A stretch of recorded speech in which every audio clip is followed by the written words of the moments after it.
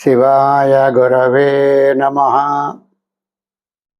అయ్యా, మనం ప్రవచన భారతిలో భాగంగా ఈ రోజున పంచమ వేదమైనటువంటి భారతంలోని కర్ణపర్వం నుండి ఒక ఘట్టాన్ని మనం చెప్పుకోబోతున్నాం.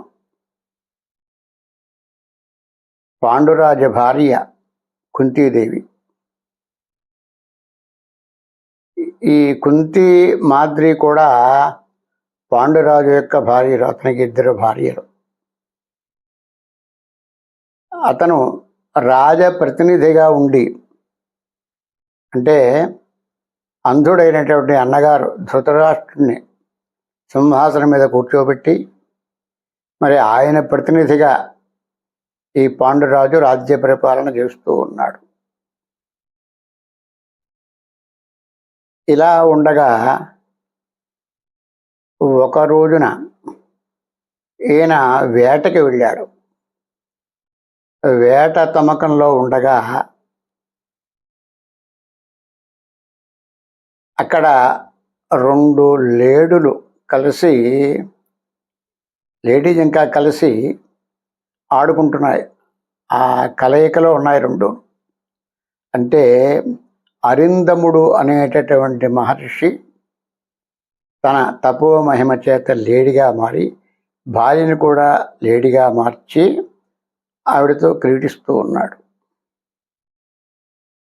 ఈ విషయం గమనించినటువంటి పాండురాజు ఒక బాణం వేశాడు లేడి మీద. అంటే అరిందముడు భార్య లేడిగా ఉన్నది కదా, ఆ భార్య ఈ బాణం దెబ్బకి గిలగిలా తన్నుకుంటూ మరణించింది. వెంటనే అరిందముడు శపించాడు. ఓరి మదాంధుడా, మేము ఎక్కడో సాధు జంతువులుగా మారి మేము ఇక్కడ క్రీడిస్తూ ఉంటే కళ్ళు మూసుకుపోయి ఏమీ గమనించకుండా బాణప్రయోగం చేసావు మా మీద. అందుచేత ఈ క్షణంలగాయితూ నువ్వు నీ భార్యలని కలిసిన వెంటనే మరణింతువుగాక అని శపించాడు. ఇతను పాపం చాలా బాధపడ్డాడు. కావాలని వేయలేదు ఈయన. కావాలని వేయకపోయినప్పటికీ కూడా శాపం తగిలింది ఈయనకి. నిప్పుని తెలిసి ముట్టుకున్నా తెలియక ముట్టుకున్నప్పటికీ కూడా అది కాలి తీరుతుంది. మనకంటే తెలుసు, ముట్టుకున్నాం కాలింది. చంటిపిట్ట పాకుతూ వెళ్ళి ముట్టుకున్నాడు పాపం. ఆ చంటిపిట్టకి ఏం తెలియదు, అయినప్పటికీ కాలింది. అంటే దాని స్వభావం అంతే. అలాగే కర్మ తెలిసి చేసినా తెలియక చేసినప్పటికీ కూడా ఆ కర్మఫలాన్ని అనుభవింపవలసినది. ఇంటికి వచ్చాడు, భార్యలకి విషయం చెప్పాడు. అంతా చాలా బాధపడ్డారు. అప్పటికి ఈయనకి సంతానం లేదు.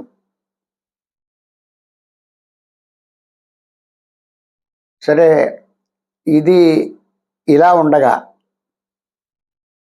ఈ కుంతి భోజన కుమార్తె ఈవిడే.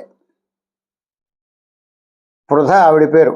కుంతి భోజుడు కుమార్తె కాబట్టి కుంతీదేవి అన్నారు. ఈవిడ చిన్నతనంలో ఈ మహారాజు అయినటువంటి కుంతి భోజుడి దగ్గరికి దూర్వాస మహర్షి వచ్చాడు.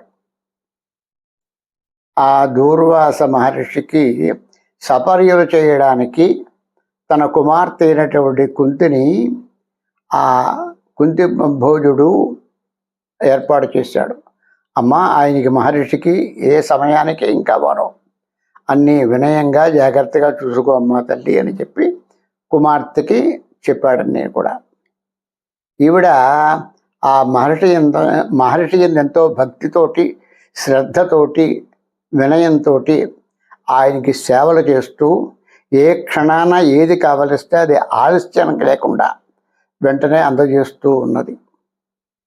ఎందుచేత అంటే మహారాజులు ఎప్పుడూ కూడా తన కుమార్తెలను ఎక్కువ మహర్షుల సేవకు పెడతారు.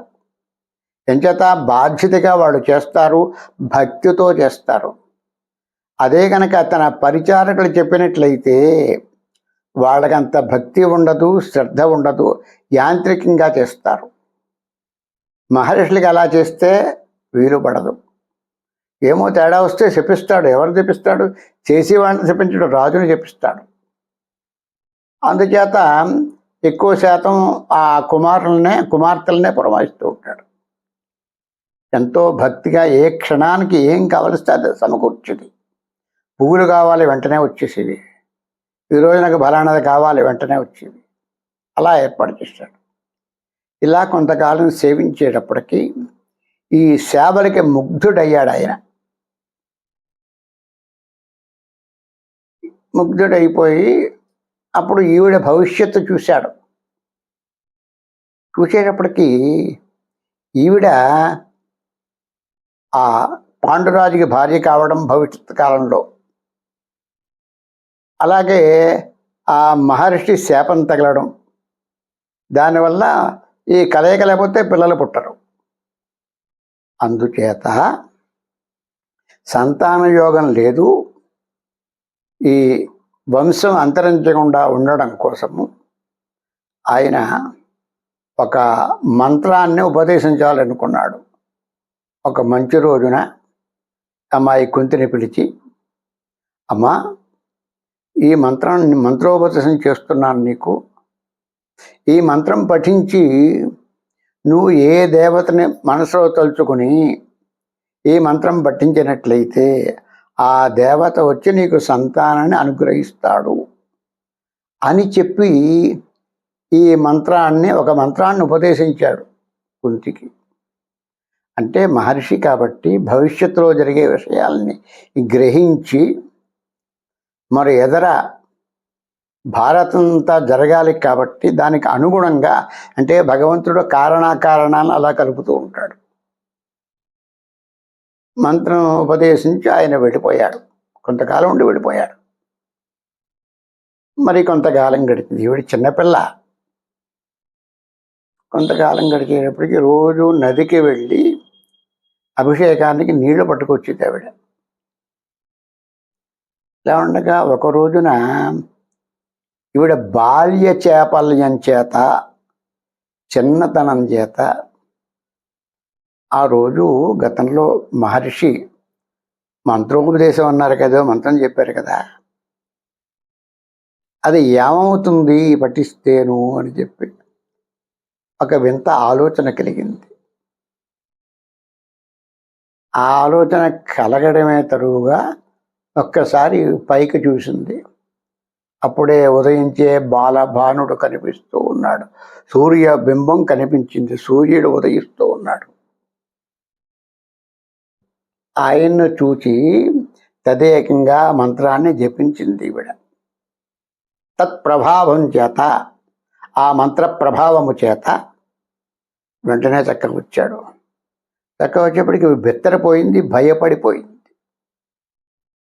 నువ్వు భయపడకు, నీకు సంతానం కలుగుతున్నావు అలా అని చెప్పి వెంటనే ఆయన అనుగ్రహం చెందడం చేత, అనుగ్రహం చేత ఈ కుంతీదేవికి సంతానం కలిగిందండి.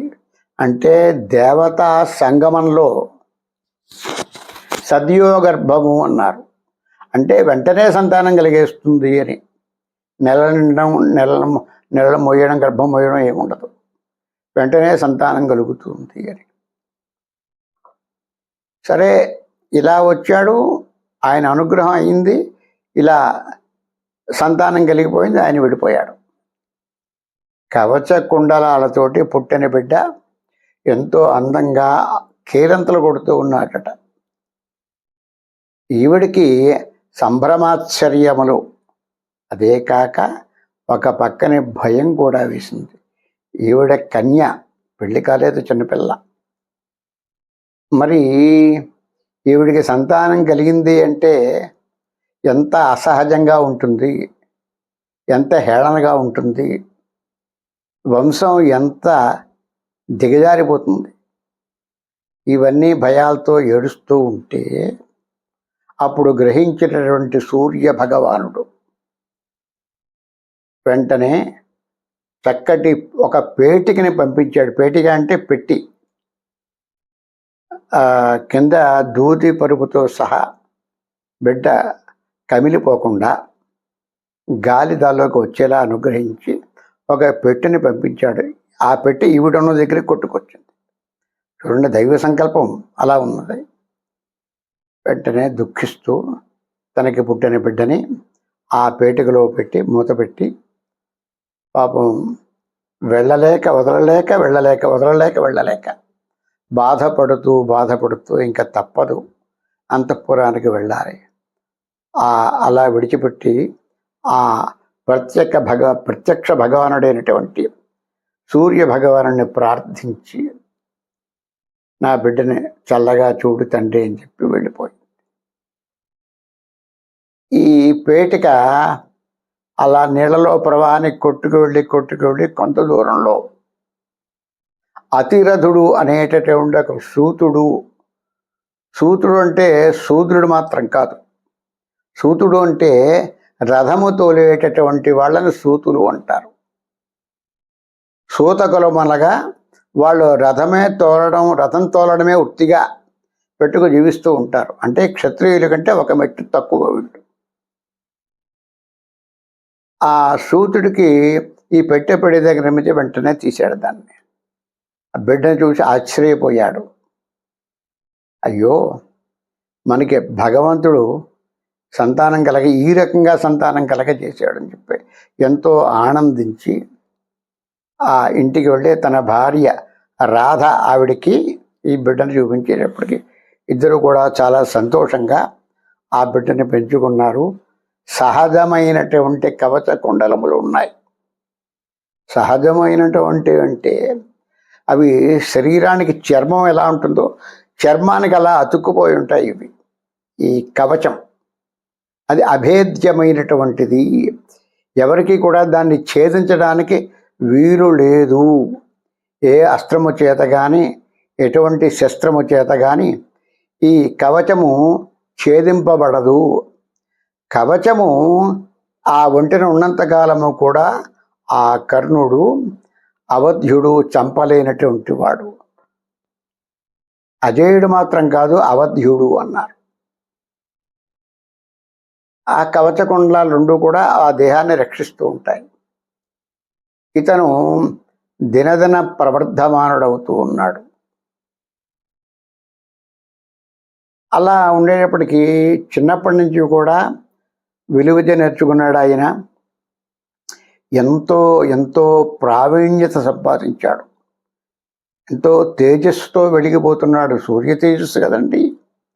ఎంతో తేజస్సుతో వెలిగిపోతున్నాడు కర్ణుడు గురించి అంతా చెప్పుకుంటున్నారు. ఎవరో సూతపుత్రుట, రాధేయుడుట.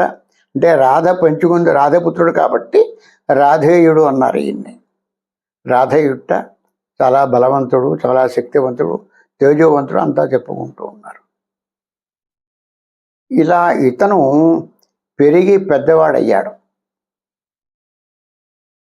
సరే, ఈయనకి సహజంగా వచ్చింది ఏమిటయ్యా అంటే వీరత్వంతో పాటు దాన గుణం కూడా ఈయనకి అలవాటు పడింది.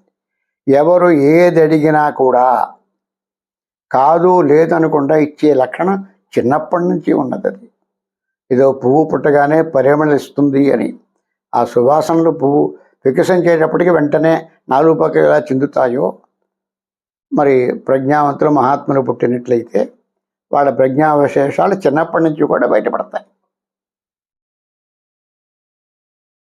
ఇది ఇలా ఉండగా ఆ కుంతీదేవికి మరి సంతానం లేదు కదా. భర్త యొక్క అనుమతి చేత సంతానం పొందవచ్చు అని చెప్పి ధర్మశాస్త్రంలో ఒక సూత్రం ఉన్నది. ఇంచేత నీకు సంతానం కలగకపోతే భర్త యొక్క అనుమతి చేత సంతానం పొందొచ్చు అని చెప్పి ధర్మసూత్రం. గతంలో జరిగిన విషయం అంతా భర్తకి వివరించా ఆవిడ. భర్త అనుమతి చేత మొదటగా ఆమె యమధర్మరాజుని స్మరించింది. యమధర్మరాజు వల్ల ఆవిడికి ధర్మరాజు పుత్రుడిగా పుట్టాడు. సరే మరి కొద్ది కాలానికి మరి ఆవిడ సరే ఇతను ధర్మాత్ముడై ఉంటాడన్నారు కదా, కొంచెం బలవంతుడు పుట్టినట్లయితే మనం రాణిస్తామని చెప్పి, ఎవరు బలవంతుడు అంటే వాయుదేవుడు బలవంతుడు. బలంలో వాయుదేవుని మించిన వాళ్ళు లేరు. అంచేత వాయువుని స్మరించేటప్పటికీ ఆయన యొక్క అనుగ్రహంతో భీముడు పుట్టాడు. ఈవిడ అంతటితో ఆగకుండా మళ్ళీ ఇంద్రుడిని స్మరించుకుంది. దేవతా చక్రవర్తి ఇంద్రుడు అని చెప్పి ఆయన్ని స్మరించేటప్పటికీ మంచి తేజవంతుడు, శక్తివంతుడు, అందగాడైనటువంటి బిడ్డ పుట్టాడు. అతనికి అర్జునుడు అని పేరు పెట్టారు. సరే ఇక్కడ ఈవిడికి 3 పిల్లలు. తన సవతి ఉన్నది. ఎవరావిడ? మాద్రి, మద్రదేశాధిపతి అయినటువంటి ఆ శల్యుని యొక్క కుమార్తె. ఆ మాద్రికి సంతానం లేదని చెప్పి ఆవిడ బాధపడుతుంటే, నువ్వు బాధపడకు, దూర్వాస మహర్షి ఇచ్చిన మంత్రం నా దగ్గర ఉన్నది, అది నీకు చెబుతాను, నువ్వు కూడా సంతానం పొందు ఉంటే తన సవతి అయినటువంటి కుంతి వల్ల ఆ మంత్రోపదేశం పొంది ఈవిడ అశ్విని దేవతలను ప్రార్థిస్తే అశ్విని దేవతల వల్ల 2 పుత్రులు పుట్టారు, నకులుడు, సహదేవుడు. అలా మొత్తం వీళ్ళు 5. ధర్మరాజు, భీముడు, అర్జునుడు, నకులుడు, సహదేవుడు. ఈ ప్రకారంగా వీళ్ళు 5 పాండురాజు పుత్రులు కాబట్టి పాండవులు అన్నారు. అవతల గాంధారికి 100 పుత్రులు పుట్టారు, వాళ్ళని కౌరవులు అన్నారు. అంటే చెప్పవలసి వస్తే వీళ్ళు కౌరవులే, పాండవులని కూడా కౌరవులే అనాలి అసలు. ఎంచేత వీళ్ళ వంశానికి మూల పురుషుడు కురు అనే మహారాజు, కురు వంశం కాబట్టి కౌరవులు అన్నారు. అంటే వీళ్ళనే కౌరవులు, వాళ్ళనే కౌరవులు అంటే మరి ఎవరేమిటి ఎలా తెలుస్తుంది? అందుచేత వీళ్ళని పాండురాజు పుట్టిన వాళ్ళని పాండవులు అని, ధృతరాజు పుట్టినవాటిని ధార్తరాష్ట్రులు లేక కౌరవులు అన్నారు. వీళ్ళ కౌరవులు, వాళ్ళు పాండవులు. వీళ్ళు ఇలా ఉండగా చిన్నతనంలో వీళ్ళకి విద్యాభ్యాసం, అప్పట్లో రాజపుత్రులకి ధనుర్వేదమే చాలా ముఖ్యం, ప్రాధాన్యత. ధనుర్వేదం చెప్పడానికి మొట్టమొదటి వాళ్ళకి ఆచార్యుడుగా, వీళ్ళకి గురువుగా ఆ సభలో ఉన్నటువంటి కృపాచార్యుణ్ణి గురువుగా నియమించాడు భీష్ముడు. వీళ్ళందరికీ పెద్ద ఆయన ఎలా చెబితే ఆయన ఆనత ప్రకారం అంతా నడవాలి. వీళ్ళందరికీ పెద్దవాడు ఆయన, శాంతనవుడు భీష్ముడు.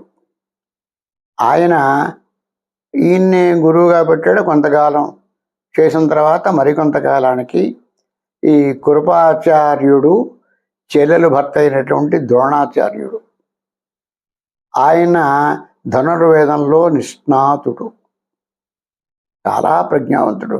అసలు ఆ రోజుల్లో అప్పటికి ద్రోణాచార్యుని మించిన ధనుర్వేత్త లేడుగాక లోకంలో. ఆయన ప్రజ్ఞాపాఠవాలు తెలుసుకొని ఆయన్ని ఈ పాండుపుత్రులకి ఈ కౌరవులకి కూడా ధనుర్విద్య నేర్పడానికి ఆయన్ని ఏర్పాటు చేశారు. ఆయన శిష్యరికంలో మరి పాండవులు, కౌరవులు కూడా ధనుర్వేదం ఎవరికి దేనియందు ఆసక్తి ఉంటే ఆ విద్యను వాళ్ళు నేర్చుకుంటున్నారు. గదాయుద్ధంలో భీముడు, దుర్యోధనుడు, మరి కథ యుద్ధంలో నకుల, సహదేవులు, మరి ధనుర్విద్యలో ఇక్కడ అర్జునుడు. అలా వీళ్ళు పెరిగి పెద్దవాళ్ళయ్యే యవ్వన దశకు వచ్చారు. ఆ యవ్వన దశలో ఈ రాకుమారులకి విలువిద్యా ప్రదర్శన ఏర్పాటు చేశారు. ఆ విలువిద్యా ప్రదర్శన అంటే గురువుగారు విద్య నేర్పిన తర్వాత ఆ విద్య వాళ్ళకి చూపిస్తూ ఉంటాడు పెద్దలకి. మనం ఏదైనా 2 పద్యాలు చెప్పారో పెద్దవాళ్ళు వస్తే, నానా పద్యం చెప్పు నాన్న అంటే ఆ పద్యం చెబితే వాడు చెబుతాడు, మనం ఆనందిస్తాం, పెద్దవాడు వెనకాల ఆనందిస్తారు. ఇదే మాదిరిగా సభ ఏర్పాటు చేసి సభా ప్రాంగణంలో మధ్యగా ఇది ఏర్పాటు చేశారు. ఈ పోటీలకి తగ్గ స్థలాన్ని ఏర్పాటు చేసి ఆ స్థలంలో ఆ గోదాలో ఎవరికి ఏ విద్య వచ్చో ఆ విద్యను వాళ్ళు ప్రదర్శిస్తూ ఉన్నారు. ఎవరి విద్య వాళ్ళు ప్రదర్శించారు. సరే, విలువిద్యా ప్రదర్శనలో అద్వితీయమైనటువంటి ప్రావీణ్యత చూపించాడు ఆయన అర్జునుడు. అంతా ఆశ్చర్యపోయి కరతాళ ధ్వనులతోటి అర్జునుడు మించిన ధనుర్విద్యా పారంగతుడు లేడు అని చెప్పి గురువు గారిని అభినందించాడు. ఇంతటి శిష్యుని తయారు చేస్తారు మీరు అని చెప్పి. అలా అంటూ ఉంటే సరే, ఈ విద్య తర్వాత భీముడు గదాయుద్ధంలోకి ముందుకు వచ్చాడు గద పట్టుకుని. భీముడికి సమూజ్జి గద, దుర్యోధనుడు ఆయన వచ్చారు. ఇద్దరికి పోటీ ఏర్పాటు చేస్తే ఇద్దరు కూడా ఎవరు తీసిపోకుండా అత్యంత నైపుణ్యం యుద్ధం చేస్తూ ఉంటే, ఏ యుద్ధం వల్లగా అంటే వీళ్ళు ప్రదర్శన కోసం, ఎదురవాళ్ళకి చూపించడం కోసం, ప్రదర్శన కోసం పెట్టిన ఈ పోటీ వాళ్ళకి ఇద్దరు కూడా ఒళ్ళు మరిచిపోయి ఇంకా నిజంగా కొట్టుకు స్థితికి వచ్చేసారు. వీళ్ళందరికీ మధ్యవర్తిగా ద్రోణ కుమారుడైనటువంటి అశ్వత్థామని పెట్టారు అక్కడ. ఆ అశ్వత్థామ చూస్తున్నాడు, ఎవరు తప్పు ఉంటే వాళ్ళని వెనక నివారిస్తూ ఉంటాడు, విడదీస్తూ ఉంటాడు, సూచనలు ఇస్తూ ఉంటాడు ఆయన. వీళ్ళు ఒకళ్ళొకళ్ళు చంపుకునే స్థితికి వచ్చేసారు. ఇది గ్రహించిన పెద్దలు అశ్వత్థామను ఎదురు పంపిస్తే ఆ అశ్వత్థామ బలవంతంగా ఇద్దరిని విడదీశాడు. ఇది ఇక్కడ దాకానే, మీరు కొట్టుకుందుకు చంపుకుందుకు కాదు, ఇది ప్రదర్శన మాత్రమే అన్నాడు. సరే, విడిపోయారు. ఇది ఇక్కడికి అయింది. ఎప్పుడైతే అంతా అర్జునుడిని ఎక్కువ మెచ్చుకుంటున్నారు, అప్పుడు దుర్యోధనుడు లోపల బాధపడ్డాడు. వాడు భీముడు ఎంత బలవంతుడైనా నేను వాడికి సమంగా నిలబడిన యుద్ధం చేయగలను, కానీ ఈ అర్జునుడికి సమమైన వాడు మనలో లేడు అని చెప్పి లోపల దిగులుగా ఉన్నాడు. అదిగో ఆ సమయంలోనే సామాన్య ప్రేక్షకుల నుంచి సామాన్య ప్రేక్షకుడుగా ఎదురుకొచ్చాడు ఈ కర్ణుడు. వచ్చేటప్పటికి సభలోకి తిన్నగా లోపలికి వచ్చేసాడు. అయ్యా, మీరు అర్జునుని అంతలా పొగుడుతున్నారు, మరి విలువిద్య నాది కూడా చూడండి అని చెప్పి ధనస్సు పుచ్చుకుని అతను ఏవైతే విద్యలు చూపించాడో, ఏవైతే అద్భుతాలు చేశాడో ధనుర్విద్యలో అన్నీ తూచా తప్పకుండా ఇంకా ఒక మెట్టు పైన చూపించాడు అతను కర్ణుడు. చూపించేటప్పటికీ అంతా ఆశ్చర్యపోయారు. పూర్తిగా ద్రోణాచార్యుని శిష్యరేఖంలో పెరిగినవాడు అర్జునుడు. ఈ కర్ణుడు సామాన్యుడు.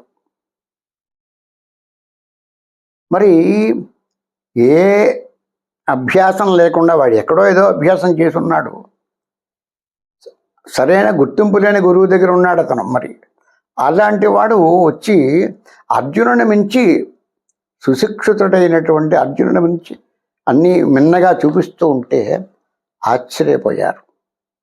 దీంతో ఊరుకున్నాడా కర్ణుడు? అక్కడ దాకా ఊరుకుంటే బాగానే ఉండను.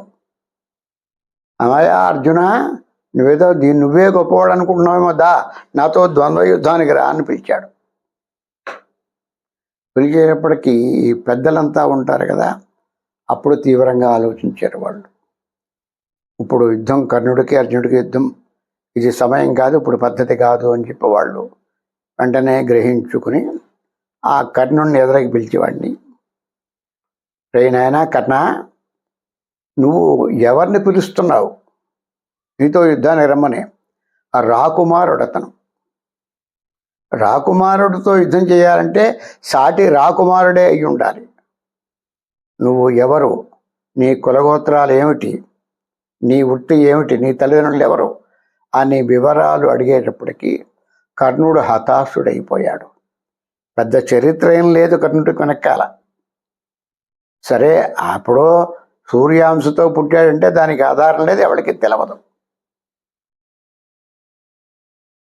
అప్పుడు చెప్పాలి కదా, నేను సూతపుత్రుడను, రాధేయుడను, అతిరథుల ఎక్కువ కుమారుడను అని చెప్పి బాగా బిడియంతో చిన్నపుచ్చుకుని చెప్పాడు.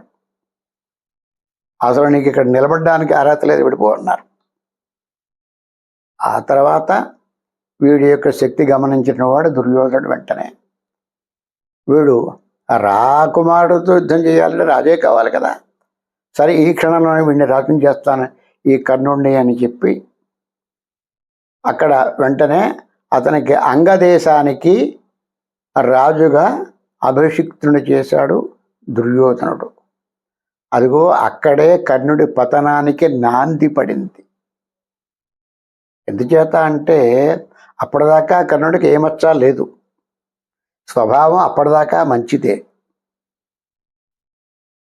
అప్పుడు ఎప్పుడైతే కర్ణుడిని అంగరాజుని చేశాడో దుర్యోధనుడి పట్ల అంకిత భావము, భక్తి భావము, స్నేహభావం ఏర్పడ్డాయి కర్ణుడికి. అయ్యో, నేను అందరిలోనూ కూడా ఖిన్నుణ్ణైపోయానే, భంగపడ్డాను, అవమానింపబడ్డాను. ఇటువంటి స్థితిలో, నాకు ఏదుకు లేనటువంటి స్థితిలో నన్ను నువ్వు పిలిచి ఆదరించి మరి ఒక దేశానికి రాజుని చేశావు. నీకు ఆజన్మాంతము కూడా కృతజ్ఞుడనై ఉంటాను అని చెప్పేటప్పటికీ చాలా సంతోషించాడు. ఆ క్షణంలగాయితూ అతను దుర్యోధనుడు ఏదంటే అదే కర్ణుడు. మంచి చెడ్డ ఆలోచించేవాడు కాదు.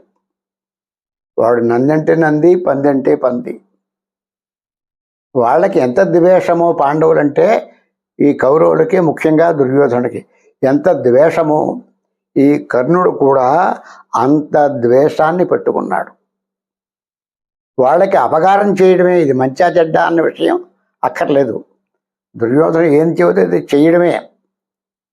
అంటే బొత్తిగా అంత గుడ్డిగా చెయ్యకూడదు. అయినప్పటికీ కూడా తాను పతనమైపోతున్నానని తెలిసినప్పటికీ కూడా, తను వివేకవంతుడే అయినప్పటికీ కూడా తను ఆ దుర్యోధనుడికి భృత్యుడు అనుకున్నాడు, స్నేహితుడు అనుకున్నాడు. వాడు ఏదంటే అదే చేసేవాడు కర్ణుడు. అంచేత ఈ ఆలోచనలో, దుర్యోధనుడి యొక్క ఆలోచనలో ఒక పక్క దుర్యోధనుడు, వాడి పెద్ద తమ్ముడు దుశ్శాసనుడు, తర్వాత మూడవ వాడు శకుని, నాలుగవ వాడు కర్ణుడిగా వీడు దానిలో కూడిపోయాడు. ఈ నలుగురిని కూడా దుష్ట చతుష్టయము అన్నారు. ఎంచేత వీళ్ళు ఎప్పుడూ దుష్ట ఆలోచనలే చేస్తారు, మంచి అన్నది వీళ్ళకి కానరాదు. అలాగా అక్కడ కర్ణుడు పతనం అయిపోయాడు. అయినప్పటికీ కూడా ఇతను దానగుణం వల్ల కొంత శోభించాడు. ఇంకా అతను కొన్ని దేశాలను జయించి ఆ దుర్యోధనుడికి ఇచ్చాడు. చాలా సంతోషించాడు దుర్యోధనుడు. వీళ్ళ అనుబంధం బాగా పెనవేసుకుపోయింది దుర్యోధనుడికి కర్ణుడికి. కర్ణుడు ఏది చెబితే అదే చేస్తాడు దుర్యోధనుడు, రెండో మాటలేదు. దుర్యోధనుడు ఏదంటే అది కర్ణుడు చేస్తాడు. ఇలా ఉండగా ఈ కర్ణుడికి కవచగుండాలు ఉన్నాయి. అయితే ముందు భారత యుద్ధం జరుగుతూ ఉన్నది అని గ్రహించినటువంటి దేవతలు, ముందు ముఖ్యంగా ఇంద్రుడు, ఈ కవచ కొండలములు ఉండగా అర్జునుడు కర్ణుడిని జయించలేడు అనే భావంతో ఒక బ్రాహ్మణ వేషంలో బయలుదేరి వస్తున్నాడు. ఈ లోపల ఇది గ్రహించిన సూర్య భగవానుడు వెంటనే కర్ణుడి దగ్గరికి వచ్చి, నాయనా, నువ్వు రాధేయుడు కాదు, సూర్యనందనుడివి, కర్ణుడివి. నీ దగ్గర ఈ కవచగుండలాలని కాజేయడానికి ఇంద్రుడు విప్రవేశంలో వస్తున్నాడు. అంచేత నువ్వు ఈ కవచగుండాలు వాడికి ఇవ్వకు అన్నాడు. అయ్యా, మీరు నా జన్మకి కారణం ఉంటున్నారు, మీకు ధన్యవాదములు. ఈ శరీరం అశాశ్వతమైనటువంటిది, ఎప్పటికైనా పడిపోయేదే. ఇంద్రుడు అనగా ముళ్ళు లోకాలకి అధిపతి. ఆయన వచ్చి దేహి అంటున్నాడు నా దగ్గర. ఆయన దేహి అంటున్నాడు. ఆయన చెయ్యి కింద, నా చెయ్యి పైన. ఇలా ఎంతమందికి అవుతుందండి? నాకు ఈ ప్రాణం అక్కర్లేదు, శరీరం అక్కర్లేదు, నా నియమమే నాకు ముఖ్యం. ఎంత చెప్పాను ఆయన వినలేదు. సరే అని చెప్పి, నాయన పోన్లే, ఇంద్రుడి దగ్గర శక్తి అనేటటువంటి ఒక ఆయుధం ఉన్నది, దీనికి ప్రతిగా అది నువ్వు పుచ్చుకో. అది ఎవరి మీదైనా ప్రయోగిస్తే వాళ్ళు హరియమంటారు, చావవలసిందే, కానీ వాళ్ళు బతికి బట్ట కట్టలేరు. అది నువ్వు పుచ్చుకో అన్నారు. అని వెళ్ళిపోయాడు ఆయన. తర్వాత ఇంద్రుడు వచ్చాడు. అంటే బ్రాహ్మణ వేషంలో ఎందుకు వచ్చాడయ్యా అంటే, ఈ కర్ణుడికి ఎవరు ఏది అడిగినప్పటికీ కూడా ఇచ్చేటటువంటి లక్షణం ఉన్నది, దానగుణం. మరి బ్రాహ్మణుడు అడిగినట్లయితే ముందే ఇస్తాడు, ప్రాణమనే ఇచ్చేస్తాడు. అంచేత బ్రాహ్మణ వేషంలో వచ్చాడు ఆయన. మళ్ళీ మనసు మారుతుందేవో వీడికి. ఏం కావాలయ్యా మహానుభావ అన్నాడు. నీ కవచ కుండలాలు నాకు ఇవ్వయ్యా అన్నాడు. ఇవి నీకు ఎందుకయ్యా అన్నాడు. నేను ఎందుకు ఉపయోగించుకుంటాను, నువ్వు అడిగింది ఇచ్చే లక్షణం నీ దగ్గర ఉండదు కదా, మహా దాతవి కదా నువ్వు, నాకు ఇయ్యి అన్నాడు. అప్పుడు ఇంద్ర అన్నాడు. వెంటనే స్వరూపం బయటపడిపోయింది. సరే, మరి మీరు దేవతలు కాబట్టి మిమ్మల్ని నేను వరం అడిగే అవకాశం నాకు ఉన్నది కదా, ఇది ఈ కవచగుండాలు తీసుకుని మీరు నాకు మీ దగ్గర శక్తి ఉన్న అనే ఆయుధం ఉన్నది కదా, ఆ ఆయుధాన్ని నాకు ఇప్పించి మహానుభావ అన్నాడు.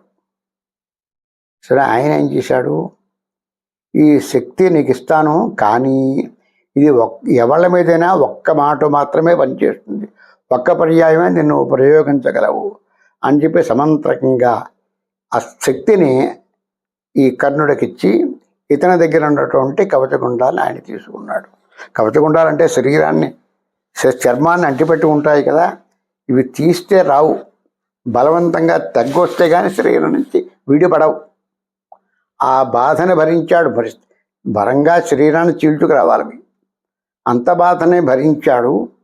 అంతే, శరీరం అంతా రక్తసిక్తం అయిపోయింది. అతని చేతిలో పెట్టాడు, ఈశ్వరార్పణం చేతిలో పెట్టేశాడు ఇంద్రుడికి. ఇతని శరీరం బాగా పాడైపోయింది. సాధారణంగా కర్ణుడు తేజోవంతుడు, మంచి అందగాడు కూడా. ఎప్పుడైతే శరీరంలా అయిపోయిందో ఇంద్రుడు జాలిపడి ఆ శరీరం యథాప్రకారంగా తేజోవంతంగా తయారయ్యేలా అనుగ్రహించి ఆయన వెళ్ళిపోయాడు. ఇలాగా కవచకుండలాలని పోగొట్టుకున్నాడు. తన ప్రాణానికి మిన్న ప్రాణం, అది ఉంటేనే ప్రాణం ఉంటుంది, అది లేకపోతే ప్రాణం పోతుందని తెలిసినప్పటికీ కూడా సంశయం లేకుండా నిస్సంశయంగా ఆ కవచకుండలాలు అతనికి ఇచ్చాడు. అదే ప్రకారంగా ఇతను పరశురాముడి దగ్గర నేను బ్రాహ్మణుడను అని అసత్యం చెప్పి శిష్యరికం చేసి ధనుర్విద్యంతా నేర్చుకుని ఒక రోజున ఆయనకి సేవ చేస్తూ ఆ పరశురాముడి దగ్గరికి వెళ్ళాడు కదా, ఆయన తొడ మీద పడుకున్నాడు. ఆయన నిద్రపోతున్నాడు పరశురాముడు, ఈయన తొడ మీద, కర్ణుడి తొడ మీద పడుకొని ఉన్నాడు ఆయన. అప్పుడు ఇంత విద్యతోటి వీడు యుద్ధరంగంలోకి వెళ్తే మళ్ళీ అర్జునుడిని మెచ్చిపోతాడు అని చెప్పి ఒక కీటక రూపంలో దేవతల ఆలోచనలో ఒక కీటకాన్ని పంపించారు. ఆ కీటకం వచ్చి తొడంతా దొల్చేస్తోంది. అలా దొల్చేస్తూ ఉంటే రక్తం కారిపోతుంది. అయినా సరే గురువుగారు ఎక్కడ నిద్రాభంగం అవుతుందో, గురువుగారు ఎక్కడ లేస్తారో, గురువుగారు నిద్రాభంగం కాకూడదని ఆ బాధంతా అలాగే భరించాడు. దొల్చేస్తోంది, మాంసఖండాలు యువతల పడుతున్నాయి, రక్తం కారిపోతుంది. ఆయన ఎప్పుడూ చెలించలేదు. ఈ రక్తం వెళ్ళి ఎక్కడికి వెళ్ళిందంటే గురువుగారు పడుకున్న ఆయన నటి కిందకి వెళ్ళిన రక్తం. వెచ్చదనం కదా, అప్పటికప్పుడు కారిన రక్తం వెచ్చగా ఉన్నది, దానికి లేచాడు ఆయన. ఏమిటి ఇలా ఉందని చూస్తే ఈ తొడంతా దొల్చేసి పుండు పడిపోయిన తొడంతా పాడైపోయింది అంటారు, రక్తం కారిపోతుంది. అవురా, ఇంత జరిగిందే, మరి నన్నెందుకు లేపలేదు నువ్వు అన్నాడు. అయ్యా, మీకు నిద్రాభంగం అవుతుందని నేను మిమ్మల్ని లేపలేదండి అన్నాడు. అయ్యయ్యో అని ఆలోచించి ఉత్తర క్షణంలో ఇంత ఓర్పు నీకు ఎలా వచ్చింది, ఎలా భరించావు అంటే, ఎంత ఓర్పు బ్రాహ్మణుడికి ఉండదు. ఒక క్షత్రియుడు మాత్రమే ఈ బాధను భరించగలడు. ఎవరు నువ్వు చెప్పన్నాడు.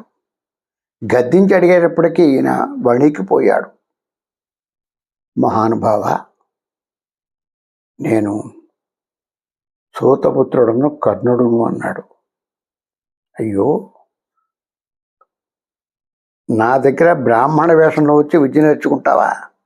అసలు నేను క్షత్రియుడికే విద్య నేర్పను, ఒక బ్రాహ్మడికి నేర్పుతాను. అయినప్పటికీ కూడా నువ్వు కపటం చేత నేర్చుకున్నావు కాబట్టి, వంచావు కాబట్టి, దీనికి ఫలితంగా ఈ విద్య నా దగ్గర నేర్చుకున్నటువంటి శస్త్రాస్త్రములేవి కూడా నీకు పని చేయకుండా ఉండుగాక. ఏ అస్త్రములు కూడా, దివ్యాస్త్రములు ఏవి కూడా నీకు సమయానికి స్ఫురణకి రాకుండా ఉండుగాక అని చెప్పాడు, శపించాడు.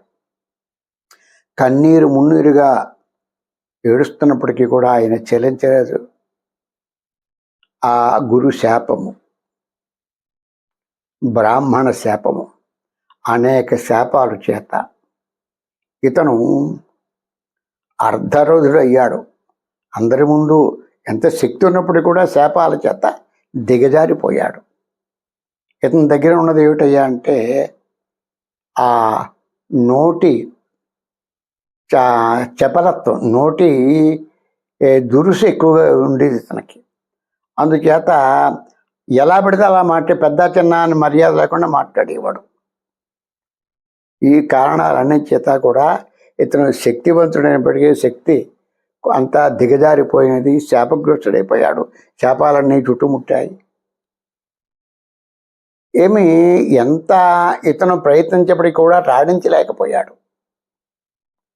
సరే, భారత యుద్ధంలో అక్కడికి ఆ అర్జునుడి చేతిలోనే హతమయ్యాడు. ఈ ప్రకారంగా కర్ణుడి యొక్క చరిత్ర అంతమైనది. ఎంత శక్తివంతుడైనా, ఎంత ఉన్నత వంశ సంజాతుడైనప్పటికీ కూడా కాలం కలిసిరాక ఇతను చేసిన అకృత్యాల వలన కూడా ఇతను నాశనమైపోయాడు.